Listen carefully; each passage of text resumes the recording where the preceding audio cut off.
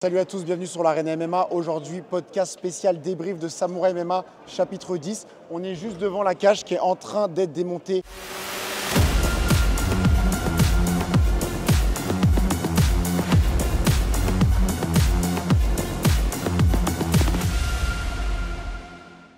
Waouh, quelle carte! Alors on va commencer par la mauvaise nouvelle, c'est que le main event malheureusement a dû être annulé.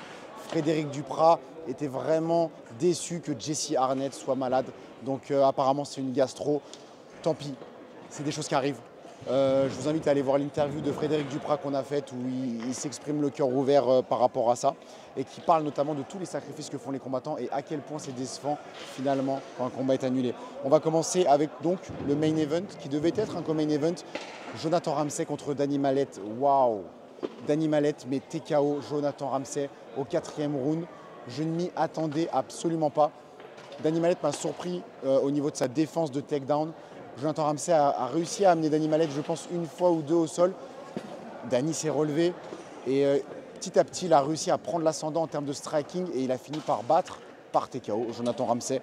Donc c'est une belle histoire pour Danny Mallet surtout. Je vous invite à aller voir les interviews qu'on a faites de lui, notamment l'année dernière, avant son premier combat contre Jonathan Ramsey, où il expliquait ce par quoi il était passé et notamment ses idées noires, ses idées suicidaires. Et là, finalement, de le voir champion Samouraï MMA, c'est une très belle histoire, on doit se le dire.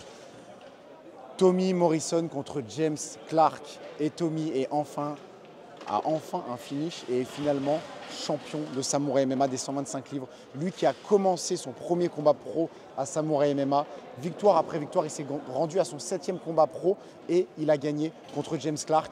Et pour la petite histoire, il avait fait appel à Thomas Loubersan justement pour contrer la lutte de James Clark. Et ce soir, il l'a totalement contré, même si James Clark a réussi à l'amener au sol, à le tenir au sol pendant certains moments. Tommy a souvent réussi à se relever, il a même réussi à lutter James Clark, preuve vraiment du fait que c'est un combattant totalement complet. Debout, il l'a bien touché, il l'a sonné parfois. Donc belle domination en général de Tommy. Je pense qu'avant le 4e, on était à 2-1 pour Tommy. Et certains parlent d'un early stoppage. Est-ce que c'est un early stoppage? Faber, à côté de moi, me dira, est-ce que c'est un early stoppage selon toi, Tommy Morrison? Oui ou non? Dans le microphone. Un des pires stoppages que j'ai vu, man. Tommy s'est fait rob d'un vrai finish. Clark s'est fait rob parce qu'il gagnait. Les arbitres sont humains, fait que c'est correct, c'est pas grave, l'erreur humaine arrive. Mais les deux gars se sont fait voler quelque chose de concluant dans ce combat-là, tout simplement, man. C'est ça mon opinion, man. Good job, les gars, man. Good job à toi, je suis sûr que tu as été un très bon commentateur. C'est la voix de l'UFC Fight Pass de Samouraï MMA. Donc apparemment early finish. Moi, pourquoi ça m'a pas choqué? Parce qu'on en voit tellement. Il n'y a pas un événement UFC où on se dit pas « Oh, l'arbitre a arrêté trop tôt ». Il faut que je revoie ce finish, il faut que je revoie cet arrêt. Moi, de ce que j'ai vu, quand Clark se relève, il met un petit temps à se rendre compte de ce qui se passe. Donc, à vérifier. Maintenant, le but des arbitres, rappelons-le, c'est de protéger les combattants. Si Clark n'aurait pas pu se relever ou juste aurait pris plus de coups, ben dans ce cas, c'est pas tant un early stoppage que ça. Et j'ai vu plus scandaleux comme early stoppage.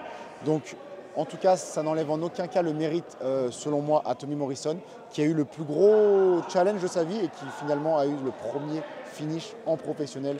Donc, félicitations à Tommy Morrison. Avant ça, on a eu la victoire du Français, un peu de chauvinisme, Charles Azoulay contre Bañuelos. Charles Azoulay, il a montré vraiment une versatilité. Il est bon debout, il est bon par terre. Et si vous voulez tout savoir, il a même cassé l'avant-bras ou la main, je ne sais pas, de son adversaire avec ses kicks. Donc, il est très puissant et selon moi c'est un danger dans sa catégorie pour la suite. Je ne sais pas s'il va recombattre tout de suite à Samouraï MMA, on sait qu'il est déjà en contrat avec BTC je crois, ou Unified dans BTC, et que là il avait eu le droit de combattre à Samouraï MMA. J'espère que je ne dis pas de bêtises, c'est pas grave. L'important c'est quoi? C'est qu'on veut revoir Charles Azoulay à Samouraï MMA. Il a de très belles choses à offrir dans cette catégorie featherweight.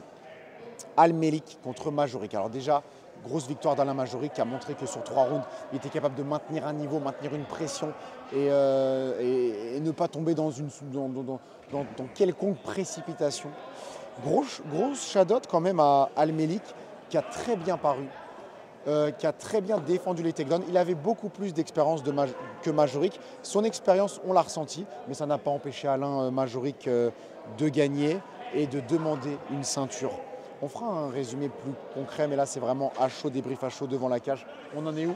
Elle est encore là, la cage. Alors là, peut-être un upset de la soirée, c'est Isabelle Lacroix qui perd contre Schlesinger. Donc Schlesinger qui a vraiment dominé Isabelle Lacroix au sol.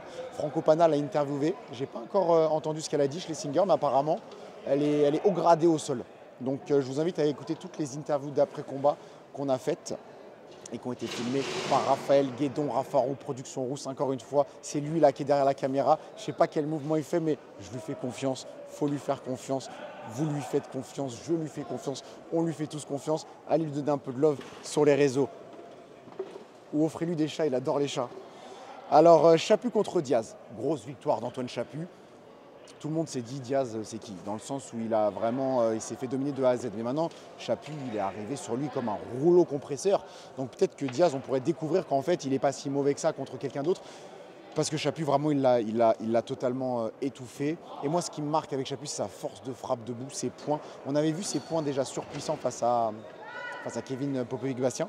Mais là, on a la confirmation vraiment que Chaput, c'est un gros client. Et c'est un gros client qui a demandé un autre gros client. Il a demandé Cédric Lochard. Cédric Lochard qui a battu Porter et qui a roulé littéralement sur Porter. Il l'a fini, il l'a soumis. Il l'a soumis au premier round. Eh bien oui, au premier round. Grosse performance de Cédric Lochard. Un peu à l'image de la performance de son compatriote, de son collègue, de son partenaire d'entraînement, Charles Azoulay. Grosse victoire de Cédric Lochard. Est-ce que Cédric Lochard contre Antoine Chaput, ça va se faire?